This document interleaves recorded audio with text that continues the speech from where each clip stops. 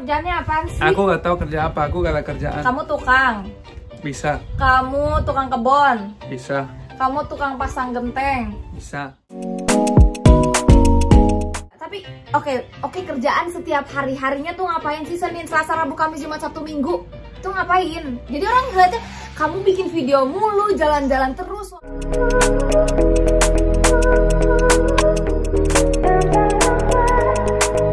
Boleh gak kasih tahu berapa uangnya? Mau kasih tahu. Kalau uang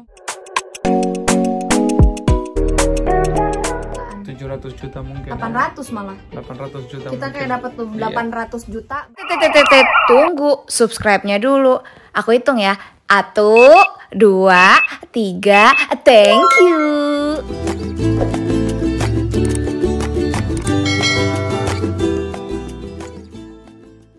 Hola amigos, ketemu lagi sama Sofwa dan Bapak itu di channel Ala Bule, si keluarga parah yang tinggal di pinggiran Barcelona. Oh guys, hari ini kita mau ngomong about something kayak apa? Kita mau ngomong kerjaannya Bapak Edu. Kamu kerjaannya apaan sih? Aku gak tahu kerja apa, aku gak ada kerjaan. Kamu tukang. Bisa. Kamu tukang kebon. Bisa. Kamu tukang pasang genteng. Bisa. Kamu tukang hati aku.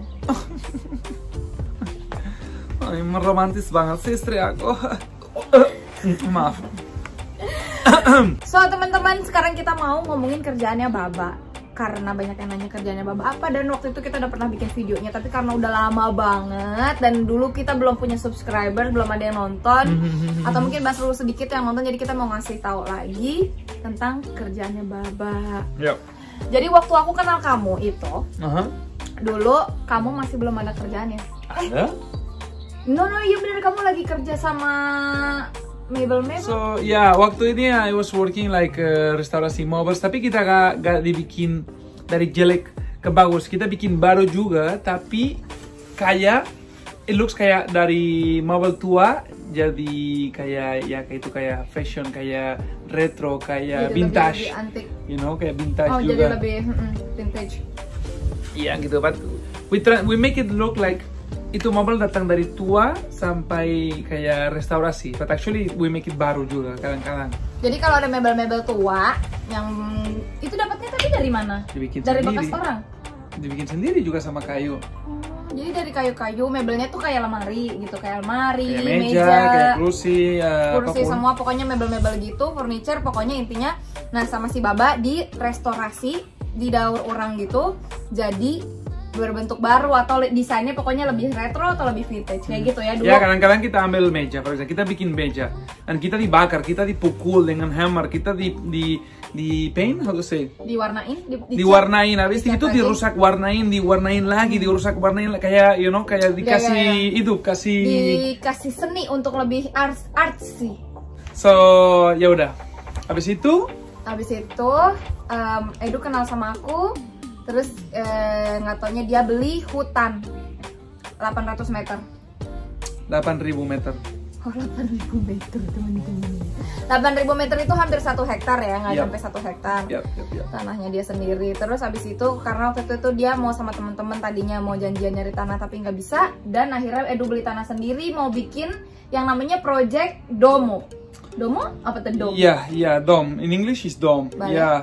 Waktu aku beli itu tanah, aku gak tahu mau bikin apa, tapi aku benar-benar mau something. Dan at the beginning aku kayak mau bikin dome namanya. Explain what is dome exactly? Dome itu jadi tuh kayak bangunan dari tanah liat, bentuknya tuh kayak kubah masjid.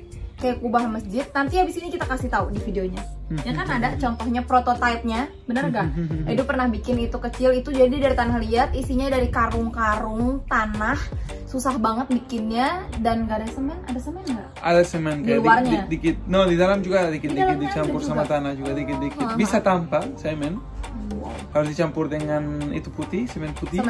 Pakai semen putih doang. Iya, terus habis itu ya udah, tapi Edu mau bikin villa-villa, bungalow, penginapan dari dom itu, tapi nggak boleh, nggak dapet izinnya.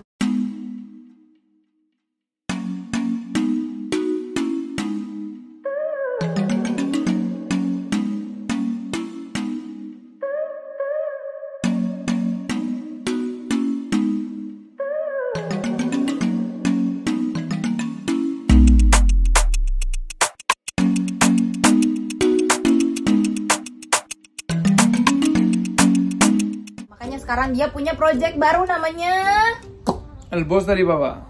Al Bos dari Baba. Jadi si villanya itu kita proses untuk perizinan aja 2 bulan ya, 2 tahun ya. Iya, waktu itu karena di sini kalau kamu beli tanah rustik kayak di hutan atau di kampung tanpa apapun, gak ada dekat-dekat kampung atau apa, kamu susah banget atau gak boleh bikin rumah di sana. So aku minta kayak the legal process, how to say, make all the documents semua untuk bisa bikin something, tapi susah banget sampai aku ya hampir 2 tahun presenting projects terus dan administrasi namanya di reject terus. Jadi dia tuh beneran ngajuin proposal mau ngebangun ini ditolak, mau bangun ini ditolak sampai berapa kali. Jadi setiap kita dapat surat, dapat jawaban dari si pemerintahnya itu tentang bikin apa sih namanya kalau di Indonesia tuh izin bikin bangunan, pokoknya gitu deh, IMB, izin membuat bangunan begitu kali ya kalau kurang lebih. Nah itu tuh ditolak terus, nggak boleh, sampai akhirnya kita dikasih solusi lain ya, dikasih solusi ganti terus. Itu dari arsitek kamu atau ide kamu untuk ganti di harus dari siapa harus, kalau nggak ganti emang nggak akan nggak boleh dirombak idenya Edu itu beneran dirombak total, makanya kita ganti sama si bangunan rumah biasa yang... tapi waktu itu ya rumah biasa tapi separate, satu di sini. Oh, kamu masih mau kayak gitu? Iya, dan nggak bisa juga, nggak boleh juga. So habis itu kita buat satu rumah aja besar banget dengan semua services dalam, toilet, kitchen, rooms. Tapi juga masalah karena mereka gak mau kamar-kamar kayak itu, mereka gak mau ini, so harus ganti. Kita nggak boleh pakai kamar, makanya kamarnya nyambung semua tuh ya karena ada peraturan sih dari si pemerintahnya itu. Itu crazy hard time, susah dan pusing, bingung, sedih. Karena semua energi aku lagi fokus dengan itu project dan aku gak tahu bagaimana akan bisa, nggak akan bisa, so kayak it was very stressful. Tapi finally abis 2 tahun aku dapat itu surat, so let's go for it. Dan akhirnya Edu dapat izinnya dan langsung kerja sama 3 orang. Edu bikin sendiri. Jadi itu maksudnya si siapa namanya tadi kita bilang arsiteknya itu ngasih tahu nih abis ini ntar bangunannya begini. Tapi kan arsitek cuma ngasih desain doang kan, nggak ngasih tahu cara bikin ini harus begini, nggak gitu kan? Nggak ada detail, technical detail. Sedangkan ada 2 tukang. Satu tukang senior, yang kalau yang satu mandornya, dan ada Edu, mandornya satu senior, satu ini apa sih namanya yang cuman bantuinnya doang, semen, cuma ngaduk semen doang, bantuin doang gitu. Nah Edu itu yang ngasih tahu mereka harus buat kayak gimana gitu, dan itu by otodidak ya. Kamu nggak pernah ngelakuin itu sebelumnya? Aku pernah dulu kerja kayak tukang rumah dulu banyak tahun lalu. Tapi sebentar aja mungkin. Tapi di rumah kamu sendiri. Iya, di rumah kita, tapi bukan, aku ikut. Tapi hampir gak ada experience dikit tapi banget. Kamu ngeliat ya, this time you observe, dia cuma merhatiin orang ngebangun kayak apa, terus ya udah. Gak tau, aku pikir aja apapun kamu mau dibuat bisa kalau semangat dan kalau mau belajar benar-benar.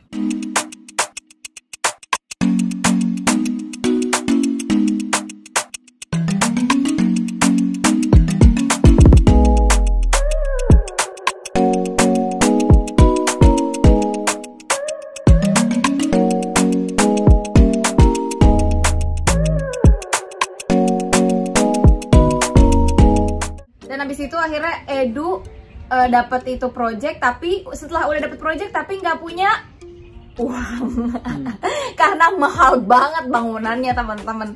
Jadi akhirnya Edu waktu itu cuma punya uang dikit-dikit ya sayangnya, cuma punya uang sedikit-dikit. Dan akhirnya kamu ngapain tuh? Tapi project bagus kan, dan kalau project bagus bisa cari-cari uang dari mana-mana.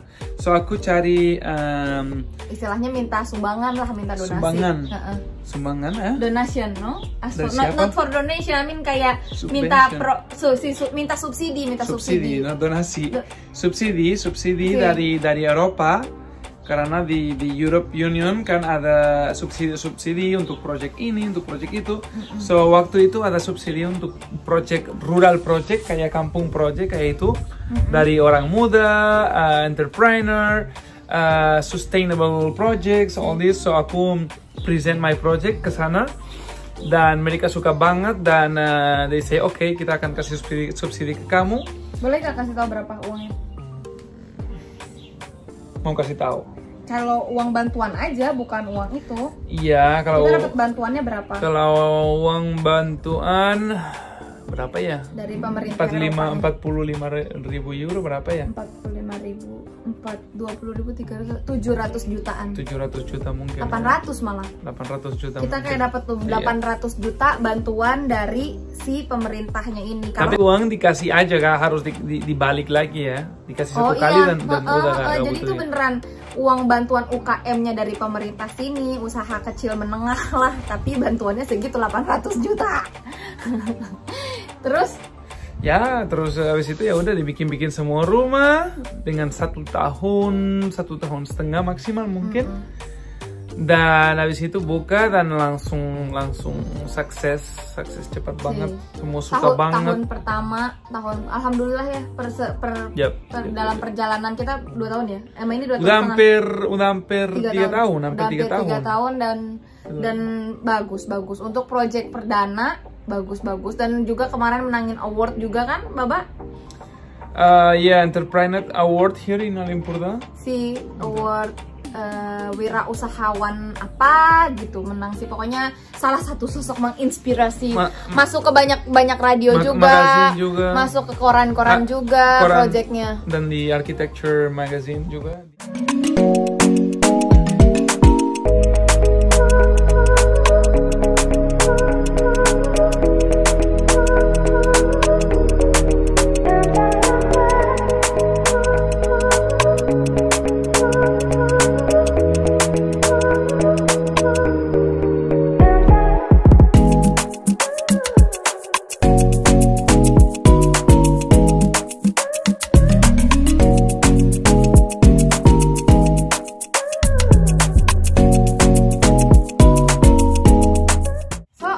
Kita lanjut. Sekarang kamu punya project apa ke depannya apa? Ya udah bagus. Sekarang orderan udah banyak, villanya full terus.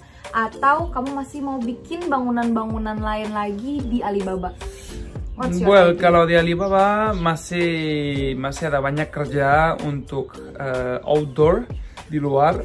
So masih kayak gardening, tanam bunga, pohon. Aku mau bikin bangku-bangku lucu, aku mau bikin wood house, rumah-rumah kayu. Rumah-rumah kayu untuk bisa lihat laut dari jauh. Kayak bikin gazebo gitu teman-teman. Iya, kayak gazebo, banyak gazebo juga kayak itu, Indonesian gazebo kayak itu I would like to put di dalam hutan tiba-tiba ya. Not Indonesian Spanish style gazebo, but ya kayak gazebo mau banget.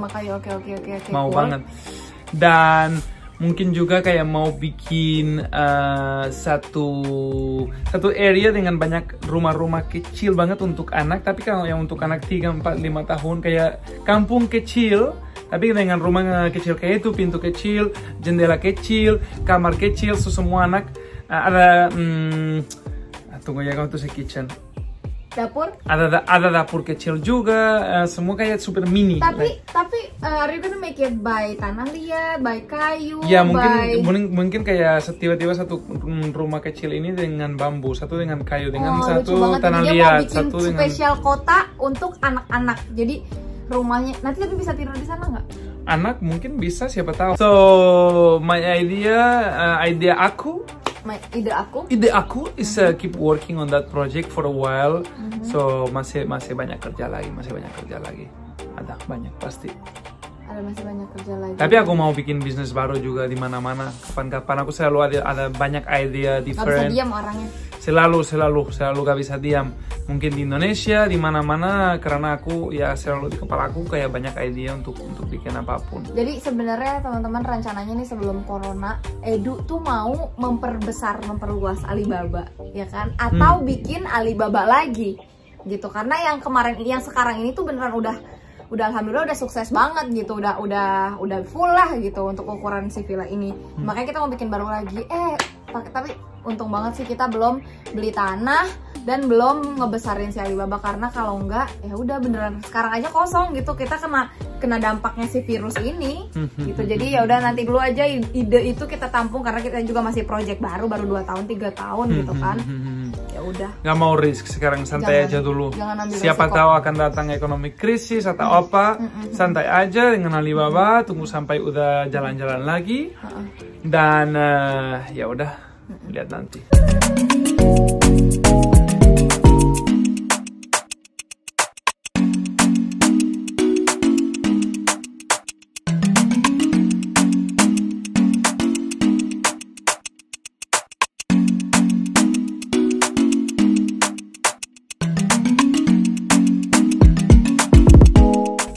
Jadi itu dia kerjaannya Baba. Tapi oke, kerjaan setiap hari-harinya tuh ngapain sih? Senin, Selasa, Rabu, Kamis, Jumat, Sabtu, Minggu tuh ngapain? Jadi orang ngeliatnya kamu bikin video mulu, jalan-jalan terus, suaminya nggak kerja, cuma di kebun doang. Emang kerjaku bagus banget, karena kalau satu hari gak mau kerja ya udah gak kerja. Biasanya kayak itu. Mungkin kalau ada customer datang itu hari dan aku harus pergi ke sana buka rumah dapat uang atau apa, emang harus.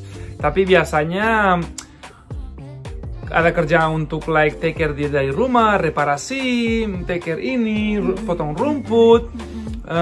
Tiba-tiba mau bikin tempat baru kayak dapur di luar, barbecue gitu. Kita juga baru bikin dapur di luar yang kemarin Reno aku itu Edu bikin sendiri selama karantina.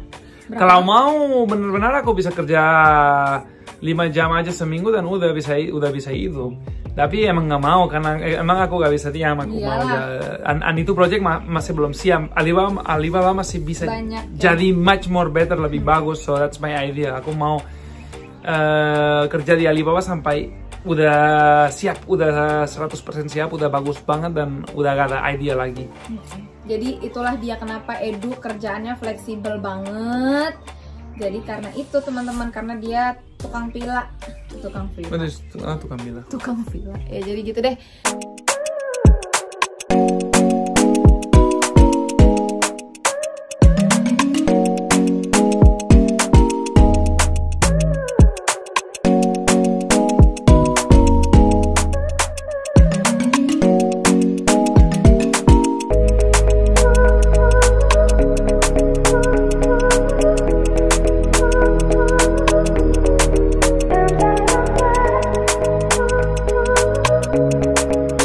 Guys, I hope you like my project ya.